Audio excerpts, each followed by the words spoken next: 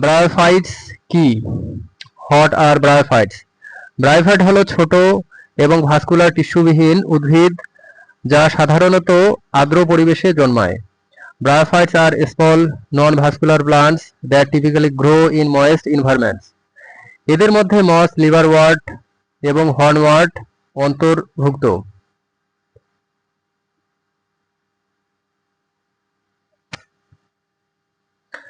They include mosses, liverwort, hornwort.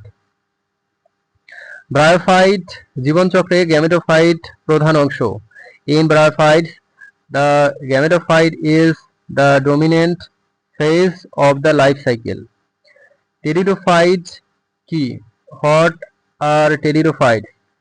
Pteridophyte হলো vascular tissue মুক্ত বীজবিহীন উদ্ভিদ, তারা স্পোরের মাধ্যমে প্রজনন করে।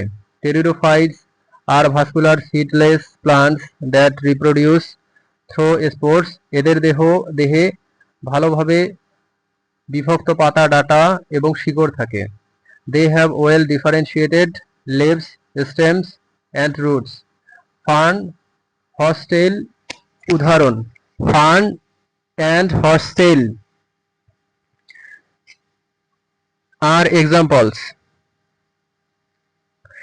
জিমনোস্পার্মস কি? What are gymnosperms? জিমনোস্পার্ম হলো বীজবাহী উদ্ভিদ যাদের বীজ ফলের ভেতরে আবদ্ধ নয়। Gymnosperm are seed plants whose seeds are not enclosed in fruit. তারা কণ বা শাক আকারে বীজ ধারণ করে।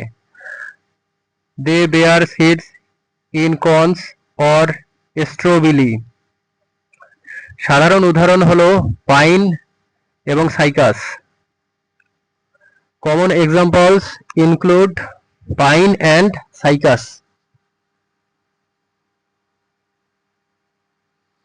এনজিওস্পার্ম কি? What are angiosperm?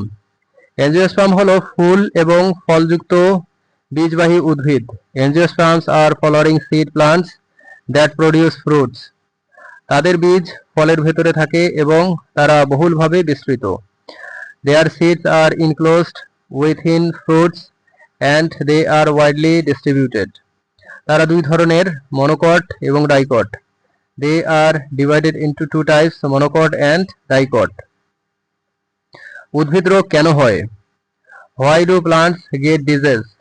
উদ্ভিদ রোগের কারণ জীবাণু যেমন ছত্রাক, ব্যাকটেরিয়া, ভাইরাস এবং নেমাটোড।